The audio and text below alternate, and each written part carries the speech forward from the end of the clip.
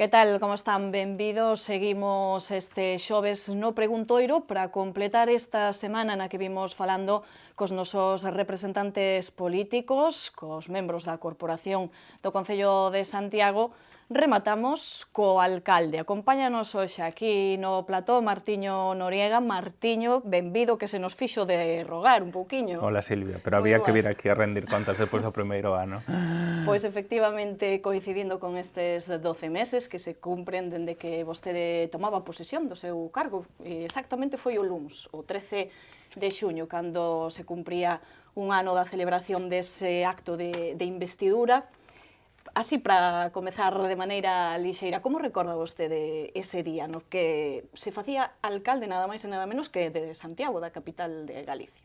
Bueno, pois recordo cunhas sensacións encontradas, non? Recordo que por unha banda existía pois moita ilusión e era un día especial para moitos e moitas, e eu eso era consciente, o vivenciaba, pero ao mesmo tempo tamén era consciente da responsabilidade que todos e todas os que fóramos mandatados polas urnas íamos a ter, e tamén dos retos e das dificultades, non? E é ese momento no que ves que todo o mundo disfruta dun día de celebración, pero que ti non tes nin a capacidade mellor de disfrutalo porque xa estás ubicándote pois, no novo escenario. Nese sentido, sí que foi un día moi especial, con moita carga simbólica e logo pois, con moita celebración, non? E fora así como un estoupido de alegría despois de 4 anos bastante duros da anterior legislatura, pero pasaron tantas cousas e hai tal aceleración histórica que queda bastante lonxe a pesar de que tan só pasara un ano. Pois un ano que pasaron moitas cousas nestes 12 meses. Non sei se se levou algunha sorpresa en especial, para ben ou para mal, sendo alcalde de Santiago. Non digo como alcalde, porque vostede xa tivo outra experiencia como rexedor, pero concretamente sendo o alcalde de Santiago. Bueno, non me arrepinto para nada, máis eu creo que foi un ano que a min tamén me serviu de alguna maneira para tomar a medida a responsabilidade que supón ser alcalde da capital do país, non? Dito isto, bueno, a verdade é que eu era consciente das dificultades que nos podíamos atopar despois dos últimos 4 anos, tanto internamente no Concello, na administración, porque pasaran moitas cousas e é certo que os circuitos estaban bastante destruídos e iso afecta directamente a prestación de servicios aos veciños en todo, tramitacións de licencias, permisos, iniciativas, actuacións, e a casa estaba bastante deteriorada, como logo tamén, bueno, a dificultad que había da relación cos barrios despois dos últimos 4 anos pola inestabilidade que houbera, non? Pero en ese sentido, bueno, eu creo que foi un ano no que asumimos o mandato con moita responsabilidade, con moita carga de traballo, con moita honestidade, máis ao lado dos acertos e dos erros, e co convencemento de que ese traballo, ese desbrozar, como digo eu, e ese sementar serviría para comenzar a recoller cuestións como as que vimos recollendo nestes últimos meses, non? E eu creo que, bueno, damos por ben investidos todos os esforzos, as horas e incluso, bueno, pois as resistencias que puidamos atopar, e a pesar de que a todos e a todas os que formamos parte do goberno municipal nos cambiara a vida, bueno, pola carga e pola responsabilidade. Vou tomar unha frase prestada do debate que vimos outro día a nivel nacional cos candidatos á presidencia do goberno de España. Dicíalle o presidente en funcións, Mariano Rajoy, o resto de candidatos, que o goberno non se podía optar ou ir de práctica, senón que había que ir aprendido. Ás veces, cando falamos aquí en Santiago, traendo a nivel local esa frase, cando falamos cos membros da oposición, parece que lle están a lanzar a vostedes, a Compostela Aberta, un pouco a mesma mensaxe, polo que eles din cando valoran o seu goberno. Vostedes senteo así tamén? Bueno, no noso caso é un caso especial dentro das candidaturas de Unidade Popular ou das mareas coñecidas que gobernan outras cidades, porque eu que teño a responsabilidade da alcaldía viña dunha experiencia en administración local que non é menor, dun concello irmán e limítrofe a Compostela, de 20.000 veciños e veciñas, e eso sí que che dá, pois, por decirlo de alguna maneira, pois, un bagaxe, un fondo de armario para intentar solventar os procedementos administrativos que son moi complicados, non? Pero tras esa crítica existe un descoñecemento do que está a acontecer, non? Porque é certo que o resto do equipo non ven de experiencia na administración, pero é certo que son homes e mulleres solventes que veñen de diferentes sectores profesionais e que teñen amosado a súa valía durante moitos anos. E con ese discurso de que a administración hai que chegar aprendidos, estáse a pechar a porta a posibilidade de que a xente solvente e que os homes e mulleres da cidade se poidan gobernar a sí mesmos, non? E eu creo que se algo ten positivo os novos gobernos é que permitiron o acceso á administración a xente que non tivera relación co que é a representación pública, e iso tamén permite abrir as fiestras, as portas e oxixenar as administracións. Eu sempre digo que ser alcalde ou concelleiro non se estudia en ningunha facultade. Eu estudio na Facultade de Medicina, pero non se fai ningún máster, e que únicamente o que necesita é un mandato da xente, non? E eu creo que, a pesar de que en algún momento se poida pecar de inexperiencia ou que frustre ver como funcionan a burocracia, os procedementos administrativos, é moi positivo que a xente da cidade tivera acceso ao goberno da súa cidade, dende a universidade, dende o ensino, traballadores aeroportuarios, economistas, xente vencella do mundo da cultura, porque eso eu creo que é un proceso que gañamos todos e todas. Vostede falaba hai días, precisamente facendo unha valoración deses 12 meses de goberno, de como se atoparan o Concello, en que estado se atoparon o Concello, e dicía que igual non fixeran demasiado público ese estado que se atoparon. A que se refería? Como estaba ese Concello e que tiveron que facer nestes 12 meses? Bueno, que eu facía un análise, non? É dicir, o nivel de autoestima da cidade estaba baixo, de frustración despois dos últimos 4 anos tamén, por eso existiu ese cambio político, por eso unha candidatura cidadán convertiuse na lista máis votada, non? Entón que nos tocaba de alguma maneira asumir todas as maternidades e todas as paternidades, sempre o digo, de problemas que podían ser imputables a nós ou que eran herdados, non?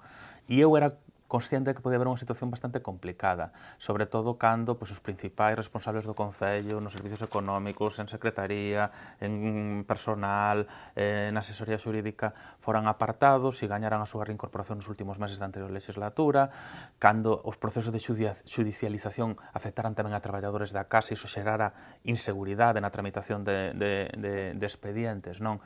E en ese sentido, sí que, bueno, nos atopamos unha situación incluso un pouco peor, non?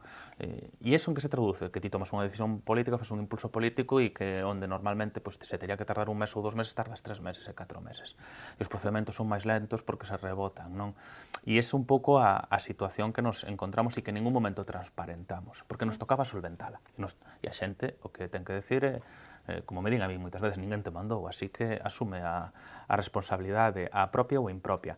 Logo hai determinadas cuestións nos que verdadeiramente eu creo que non transparentamos determinadas situacións, non? Múltiples sentencias judiciais que chegaron estes meses que verdadeiramente supuxeron cargas económicas para o Concello. Estou pensando en sentencias que afectaban a unha disputa pola cuestión do combustible do transporte público de preto de 1 millón de euros, que anulaban concesiones como a Hora o Grúa, que anulaban concesiones como as escolas infantiles, e que esos son problemas sobrevidos, e que aquí parece que todo o mundo pasaba por aquí no pasado, incluso os actuais responsables do Partido Popular, e que non teñen nada que ver con iso. Claro, esos son problemas que che condicionan a xenda e de repente tes que poñerte con novas concesións e que dificultan determinadas situacións ou situacións de contratos sin regularizar, como o da luz, recoñecementos extrajudiciais de obras que hubo que levantar porque sí que se fixeran as obras moitos, por centos de miles de euros, que é cando as actuacións non teñen orzamento ou verdadeiramente non estaban ben tramitadas.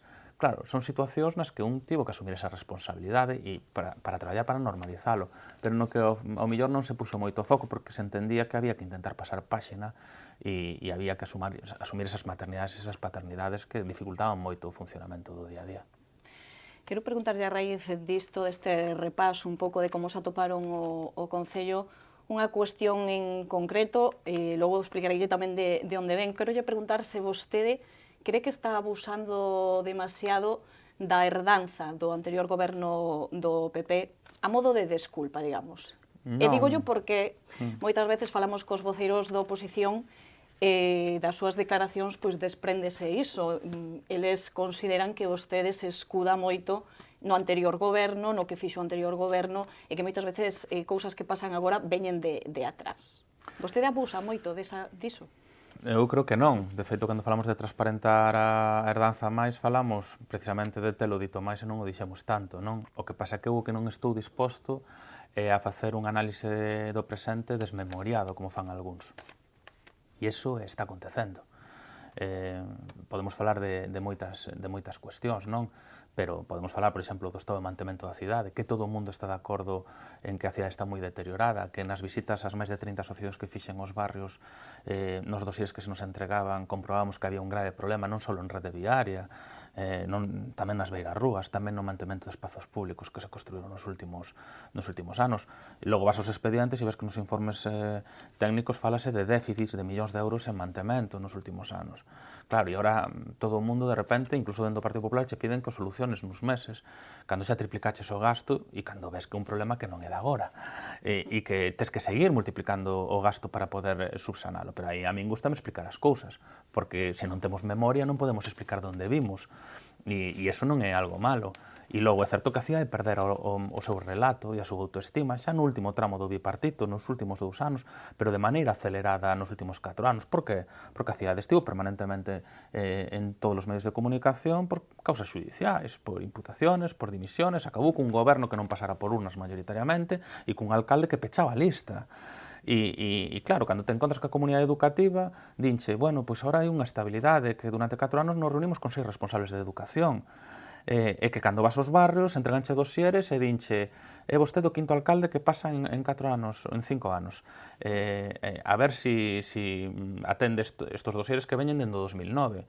Bueno, a nos toca solventalos, pero a min sorprendeme a posición, por exemplo, do Partido Popular que di que non quere mirar nunca polo retrovisor e fai crítica no presente sin asumir o pasado, e iso, home, eu creo que é importante saber de onde vimos para saber onde queremos chegar. Evidentemente a responsabilidade de gobernar agora é nosa, e logo sorprende máis veces as actitudes tan hipercríticas do PSOE e o BNG que eu non recordo na última legislatura do Partido Popular, polo menos con esa virulencia, non?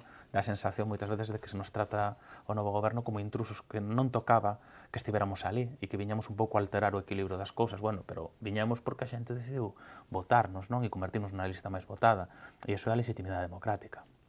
Seguimos a eses balances que fixeron por parte da oposición nos últimos días.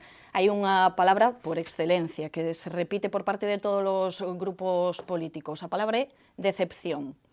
Non sei se vostede, cando vai pola rúa ou cando vai asiste a actos, supoño que se lle chegará moita xente, non sei se ten esa percepción a nivel de rúa de que haxa decepción na cidade, porque a oposición sí que ten esa idea, non sei se logo vostede o percibe así. A oposición está decepcionada dende o día que nos gañamos as eleccións. É dicir, está moi decepcionada, porque evidentemente, no caso do PSOE, viñamos a ocupar unha gran parte do seu espacio político e tamén do BNG, que eles representaban na cidade, e no caso do PP, de alguma maneira, pois gañámoslle despois de que eles tiveran 4 anos anteriores unha maioría absoluta, que foi unha absoluta decepción, non? Dito isto, eu era consciente das dificultades que nos podíamos atopar. De feito, nunca xerei falsas expectativas na campaña electoral. E, de feito, a frase que máis repetía nos mítins e que toda a xente da candidatura estaba cansada de escoitarme, non vimos a vender motos, prometemos honestidade de traballo. Por que facía eso? Porque sabía da situación e do reto e non me gusta xerar falsas expectativas. Ainda así, eu son consciente de que ca victoria xeraronse expectativas, máis alá do noso discurso, porque xerase expectativa de cambio e ilusión. E eu xa lle dixen ao grupo de goberno dende o primeiro día que as expectativas a curto prazo podían ver de alguna maneira desinfladas, pero que tiñamos que traballar para o conxunto da legislatura e para rendir contas nos 4 anos. Coñezo os tempos da administración e iso que nos toca, rendir contas, ver que cuestións impulsamos do programa, que porcentaxe cumprimos, que este ano xa eu creo que avanzamos moito, e ese era un pouco a folla de ruta, o caderno de bitácora. Dito isto, eu atopei moitas máis resistencias en determinados sectores da cidade, mediáticos ou políticos, ou que no propio día a día nos barrios, non?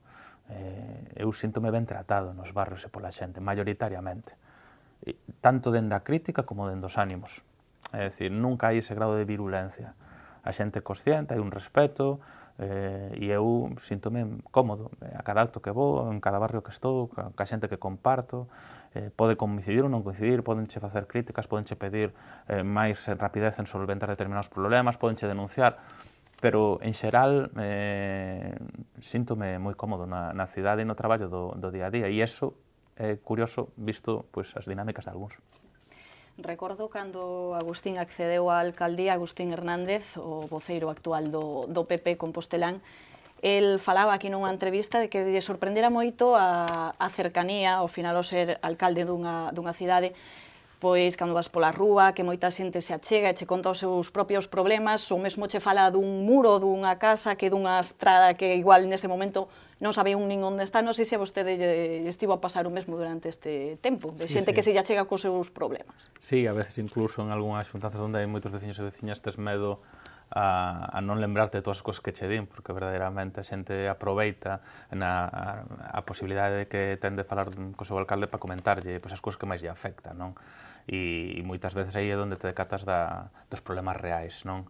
E en Santiago hai moitos problemas do que eu chamaría o día a día, que teñen que ver pois, con ese deterioro no mantemento dos últimos anos e cuestións que eu estou moi preocupado en intentar solventalas e na que estamos poñendo moitos esforzos económicos e imos seguir poñendo, porque non se poden valorizar outras cousas de cidade se non solventas o día a día da xente, non? E ese, quizáis, en estes momentos, pois, a liña de maior traballo. Dito isto, eu son unha persoa que camiña moito, que intenta ir a todos os sitios sempre dentro das posibilidades camiñando pola cidade. Esta é unha cidade que se presta a camiñar e sí que teño pois, moito contacto con moita xente e é agradable dentro do que exixe a perda de privacidade e asumir que tes un rol público que ao mellor pois, te podes estar tomando un café e non quitas que alguén che veña a comentarche o seu problema, pero é o que toca. Eu creo que un ten que asumir que é alcalde e que representa a todos e a todas, polo menos para falar e comentar as cousas. Dentro dese deterioro da cidade, se algo caracterizou este ano de goberno, entre outras cuestións, foi o tema das fochancas, que ás veces parece que vai a cousa ao revés, en vez de haber unha brigada de rebacheo, parece que hai unha brigada polas noites facendo buracos na cidade, ou eu non sei que pasa, como... Non nos imos a poñer conspiranoicos, no.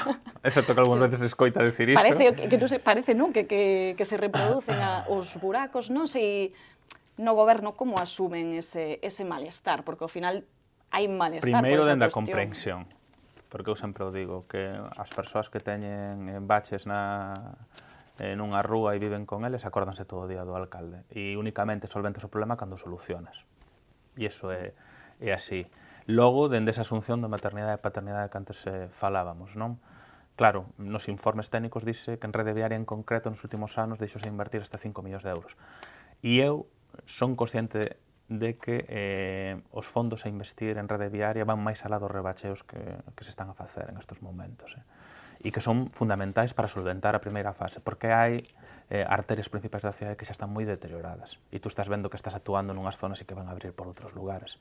Porque chegou un momento no que verdadeiramente, por decirlo de alguma maneira, non se fixo ese traballo de mantemento e a rede acabase resentindo, non? Dito isto, bueno, no que vai de ano levamos preto de 700.000 euros, moitos por unha vía de emerxencia, no que fomos conscientes de que era unha vía excepcional de tramitación administrativa, pero que se non chegábamos dende xaneiro e tiñamos que agardar hasta abril-maio, e con varios contratos que se van a continuar agora ca tramitación do contrato grande de mantemento. Eu que agardo?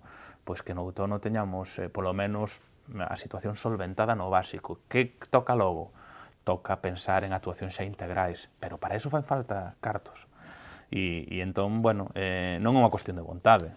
Eu como alcalde, se fora por vontade, solventaríanse en 24 horas, pero é unha cuestión de tramitar expedientes, de fondos, e aínda así para este ano, bueno, pues vamos a ter 3 veces máis fondos que o ano pasado. E eu a veces dubido se van a chegar, pero eu creo que polo menos sí que van a servir para solucionar esta cosa, pero eu faltaría máis. Eu creo que o que nos toca é solventalo, que non se preocupe o Partido Popular e o resto dos grupos, que se vai ser un tema que se vai acabar solventando, e os veciños, no caso dos que todavía os sufren, porque me consta que xa se fixeron moitas actuacións e hai xente que xa o ten solventado, pois evidentemente entender o seu malestar e seguir traballando para poder solucionalo. O luns estaba aquí Rubén Cela, o voceiro do BNG, precisamente falábamos un pouco dese mantemento. A raíz da liquidación das contas do 2015, daban un remanente positivo de 5,4 millóns de euros.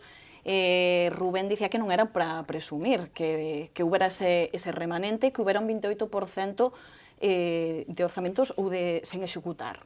Bueno, Rubén aí está un pouco desmemoriado tamén. Dicía tamén que o mellor puidose haber investido pois niso, en mantemento ou en ranxos. No caso do ano pasado non, porque aínda que eso era vontade, porque xa percibíamos que a situación podía darse e comenzaba a darse, había uns contratos de mantemento do anterior goberno que estaban prácticamente esgotados, que eran cantidades moito máis baixas e que nos deixaba un marxen de ampliación moi pequeno que foi o que utilizamos, non? E non podía entrar en ningún modificativo de crédito porque o mantemento estaba vencido esos contratos de mantemento, non? Dito isto, eu creo que os resultados orzamentarios son para presumir en que sentido? En que diminúen a débeda en 4 millóns de euros, en que dan a oportunidade de contar ahora con os remanentes para investir en proxectos que faremos, unha vez que recollemos todas as peticións nos barrios, atendendo as actuacións prioritarias que nos demandaron nos vindeiros meses. E ten razón nunha cuestión. O Concello de Santiago ten un problema na execución do capítulo de investimentos. O que pasa é que isto é un problema estructural, que é o que el non conta. E só hai que ver os últimos anos. Este ano foi, sin sacar peito, o ano que máis se executou dos últimos 5 ou 6, un 28%. De feito, creo que o récord ten Bugallo un ano que executou o 30%. Claro, ningún alcalde, ningún grupo de goberno non quere non executar os investimentos. Que pasa? Que a casa, é o que decía, ten os seus ritmos. E a casa ten un problema agora de tramitar os expedientes, as contratacións e a execución. E é aí cando entramos en que hai que reconstruir os circuitos e facer que a casa funcione ben e polo menos o nivel de execución de investimentos sexa máis altos, porque aí gañaremos todos e todas, non? Cando decimos que hai que mellorar a casa non decimos que hai que facer de digestión interna, é que no fondo, ao final que acaban gañando son os veciños na tramitación das súas cuestións e logo nas obras básicas. Pero eu creo que temos unha saúde económica relativamente boa, que a xestión de María Rozas, que é unha persoa moi solvente no económico, vai a deixar unha pegada na cidade e que incluso eu creo que pode ser equiparable a outros grandes concelleros de economía que pasaron da área de Facenda como Liceaga, e eu creo que María Rozas vai deixar pegada, pero que temos que seguir mellorando no tema de investimentos. Pois puntualizo esa cuestión que creo que dixen na pregunta execución dos orzamentos, execución dese capítulo de investimentos, quería dicir, imos coa intermodal, alcalde, porque tamén nos dá para falar moitas críticas por parte da oposición. Vostede rendiuse ante a Xunta e ante o Ministerio de Fomento para asinar un proxecto dunha vez por todas, un convenio neste caso? Non, se alguén me coñece sabe que son bastante teimudo e que a rendición non entra dentro do meu código de diálogo, si o que é o acordo, non? E eu creo que o acordo é que as partes cedan. E eu, en ese sentido, sí que botei en falta estas semanas un pouco un discurso de cidade. E vi moita negatividade en grupos políticos que levan coa responsabilidade de goberno na cidade nos últimos 20 anos, que dende cando se está a falar da intermodal, dende o acordo do 98, e non foron capaces de viabilizar absolutamente nada. E aínda así teñen moito que decir. E claro, por que un pouco de discurso de cidade? Porque a cidade en estes momentos non tiña absolutamente ningún horizonte garantizado para intermodal. Tiña unha actuación ferroviaria que vai a comenzar este ano e que se asinou o ano pasado, porque a cidade tiña unha serie de cargas moi importantes con Adif e un ministerio, 6 millóns que se nos reclamaban do convenio do 98 e logo unha serie de aproveitamentos urbanísticos para financiar a intermodal do convenio do 2009 que nos entendíamos que había que intentar eliminar e que ao final se eliminaron. Non vamos a ter grandes áreas comerciales que afectarían ao pequeno comercio no ensanche, ni grandes movimentos especulativos para financiar as obras do Adif, nin vamos a ter que pagar os 6 millóns de euros que Adif nos reclamaba. E en ese sentido, este convenio elimina esas cargas, non? E que nos di? Nos marca un horizonte onde todo o mundo tuvo que ceder para construir unha primeira fase, para poder ter a estación ferroviaria que demanda a tren de alta velocidade, a estación de autobús no mesmo lugar, unha comunicación peonil cos barrios do sur en 2 fases. E a primeira actuación que a ferroviaria vai comenzar este ano. E con quen o gobernamos? Con quen o acordamos? Con un goberno en funcións. Un goberno en funcións que non tiña por que ter feito ese esforzo. E eu aí recoñézolle a ministra Ana Pastor o que non lle recoñece Agustín Hernández, incluso con desplantes como de onte no institucional de non acompañar a sinatura do convenio, non? Recoñézolle xenerosidade e que cumpriu a súa palabra. E a partir de aquí, hai que parabinizarnos todos e alegrarnos, non hai que seguir traballando. O anteproxecto presentarase durante este mes, o proxecto hai que redactalo e definir as dúas fases, vixiar que se executa este ano a solución que se empeza a executar a solución ferroviaria, que a Xunta fai o traslado da estación de autobuses para o ano que ven e que empezamos ca primeira fase da conexión peonil. E teremos algo, e os veciños podrán entender que estamos a decir cando falamos de intermodalidade, que conectar todo iso, que é fundamental para a cidade. Pero claro, estamos no discurso negativo permanentemente e agora temos unha garantía que está buscando cidades como Ourense e non teñen, que todavía non asinaron o convenio, non sei se o asinarán, ou Coruña tamén, e que nos deixa como cidade nunha boa posición para o futuro goberno, sexa cal sexa a súa cor. Bueno, eu creo que dentro dos peros, dentro de cuestións que poden ser pelexables ou matizables, foi un acordo bo e non entendín tanta negatividade nin tantos problemas. Hubo un momento que pensei que era porque dentro dos asinantes estaba o goberno de Compostela Aberta. Logo empecé a pensar que a mellor dende aquí, dende a cidade, ou dende o PP de Galicia, algún sector non entendía os esforzos da ministra Ana Pastor. Ao final, coido xa que foi polas dúas cousas. Bueno, onte aquí Agustín Hernández, o voceiro do PP, dicía que non tiña ningún problema con Ana Pastor e que, de feito, lle agradecía a ela e ao Ministerio ese esforzo. Non se lle notou parecer foi... Non se lle notou onte co plantón que lle deu, claro.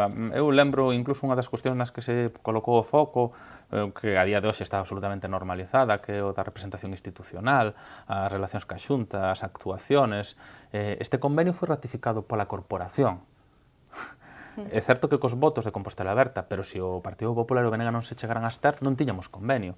Co cal é un acordo da corporación. Foron invitados todos os voceiros.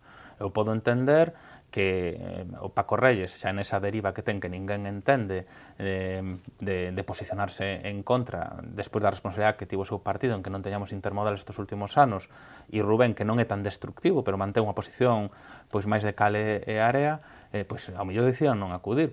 Pero Agustín Hernández, do mesmo partido, que dúas conselleras do PP, que Ana Pastor, asténdose no pleno, e logo di que non se avisou con tempo para acudir a unha asignatura. Eu creo que son excusas de mal pagador, eu creo que hai un problema evidente no que non estuvo a altura no institucional Agustín Hernández.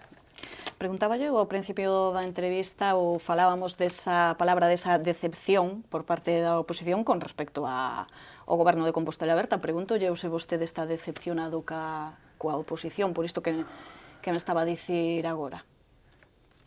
Polo comportamento ou pola actitude dos distintos grupos? Eu son unha persoa de convicción, se manteño unha certa inocencia que me axuda a seguir, e incluso unha certa despersonalización. Non me creo o rol que ocupo, porque eu creo que se o crees acabas correndo o risco de volverte tonto e de non ser unha persoa normal. Dito isto, eu sei que no xogo habitual político, pois o que toca, que cada quen se posicione, independentemente do que crea, encontro a favor dependendo de que teña responsabilidade de goberno ou non. Eu creo que a xente demanda outra cousa. A xente demanda unha certa flexibilidade, ser crítico cando hai que ser crítico, positivizar cando hai que positivizar, e máis nunha corporación que non existen maiorías absolutas, e nin aquí nin na maioría das cidades do país e do Estado, porque hai un mandato agora de póñanse de acordo, de dialoguen, non? A min sí que deste ano vin un discurso especialmente hipercrítico e negativo.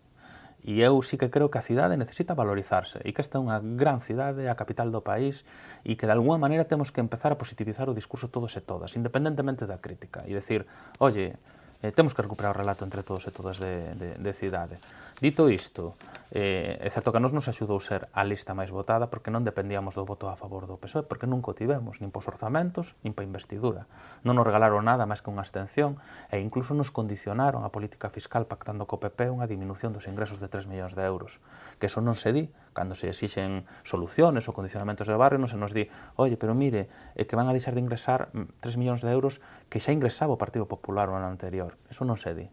E defendendo unha posición que nunca defenderon dentro do goberno. Bueno, pero máis alá dos acordos ou non, porque eu creo que este é un concello normalizado, foi o primer concello dunha cidade con goberno minoría entre os orzamentos aprobados, temos o convenio da intermodal, hoxe eu agardo que teñamos ordenanza de garantía social o Compostela máis aprobado para xente en exclusión. Máis alá dos acordos, que eu sí que creo que hai unha certa normalidade institucional, preocúpame máis o discurso, as actitudes, foron moi negativas. Eu sempre lles fago a broma de Bangal de nada positivo, todo negativo. É que Agustín e Paco é nada positivo, todo negativo. E iso non é creíble. Eles o que pensan é que é creíble, non é creíble. Non podes estar permanentemente enfadado. Bueno, estou apurando moito o tempo, de feito creo que xa estamos fora de tempo, pero teño tantas cuestións, por se non o volvo a ver...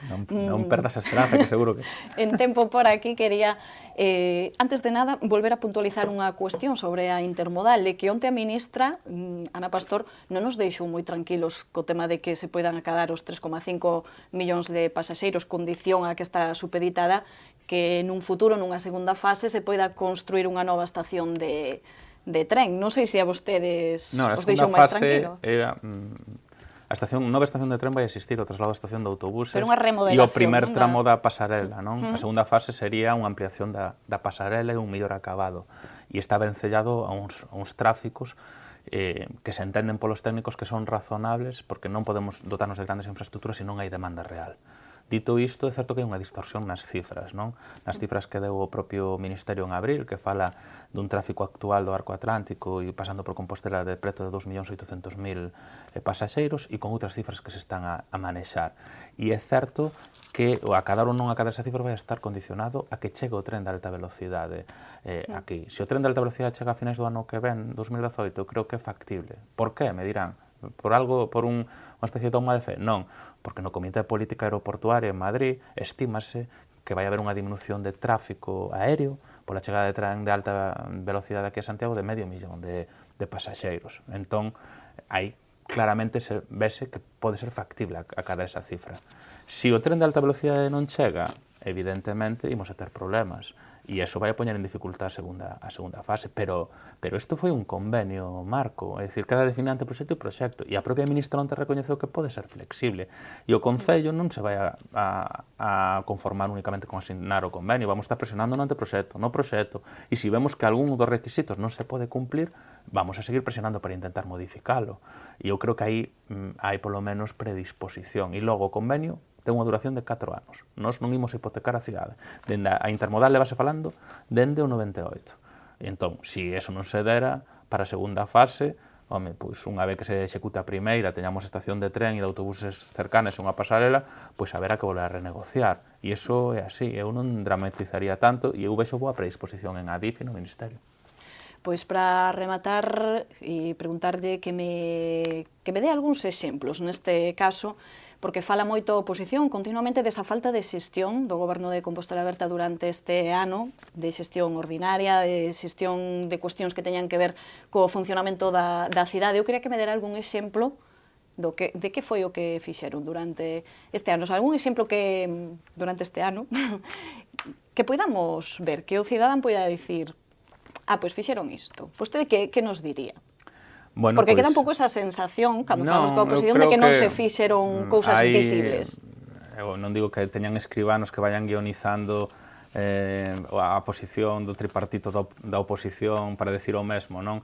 Que colocouse o foco na xestión, eu creo, porque a propia oposición era consciente das dificultades que pode haber na casa para tramitar e impulsar cuestións, pero eu sempre respondo con que somos unha cidade que ten uns orzamentos aprobados definitivamente, cun goberno en minoría, que neses orzamentos vai o diagnóstico da situación que nos atopamos e van solucións, aumentamos o gasto social, aumentamos as partidas de mantemento, e ímolo ver estes meses, evidentemente, aumentamos as políticas de emprego e priorizamos sobre as cuestións importantes e diminuímos outro tipo de gastos superfluos, de representación, de publicidade institucional e outro tipo de cuestiones.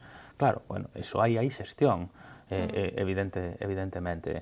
Fomos coherentes con o noso programa, establecimos unha moratoria respecto á construción de novos hoteles no casco histórico porque entendíamos que había unha saturación. Hoxe podemos aprobar unha ordenanza como é a Compostela Máis, que vai ser fundamental para tratar a xente como que son, é dicir, como persoas en risco de exclusión integralmente e non tratalas como se veu tratando este último ano ca ordenanza Santiago Suma do Partido Popular, que se lles trataba como entidades deportivas e culturais, non podían ter debedas cas administracións, tiñan que justificar por adiantado os gastos, que son xente en risco de exclusión, que son xente con moitos problemas, é dicir, había unha serie de problemas evidentes e está aprobado. Temos un convenio da Intermodal asinado que levábamos dende 2009 co tema absolutamente bloqueado e optamos a moitísimas liñas de fondos europeos e estamos intentando mellorar a casa por dentro. Eu creo que o discurso da xestión é un discurso para eles moi limitado para a oposición. Por que? Pode durar este primeiro ano, parte do segundo, pero non máis, porque eu, dentro do coñecemento da administración local, sei que se empezan a ver a día de hoxe moitas cousas que puxemos en marcha. E agora sí que remato, porque eu sempre digo que remato, logo sempre teño outra pregunta así para finalizar. Segue habendo portas abertas ou algunha ventá aberta para algún que outro grupo político para que entre no goberno nun futuro? Ou xa está todo pechado? Non, sempre. Vai na saber durante toda a legislatura e eu agardo de alguna maneira, unha vez que pasen as eleccións xerais, poder explorar algunha posibilidade. Por que?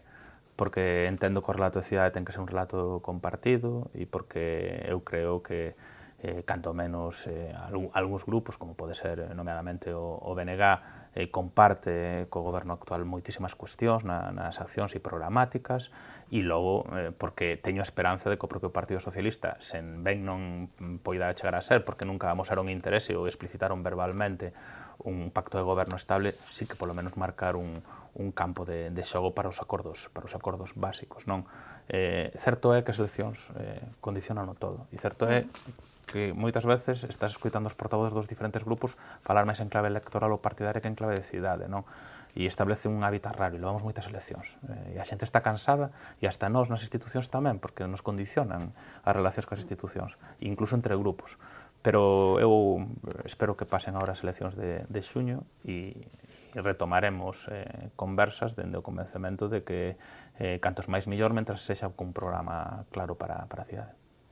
Pois con isto sí que xa rematamos a agradecerlle ao alcalde que estivera aquí connosco e convidámoslo a que veña cando queira, que o seguiremos convidando. Foi un placer estar contigo, Silvia. Graciñas. E aquí o deixamos, volveremos con máis entrevistas xa na semana que ven aquí no Preguntoiro. Graciñas por atendernos.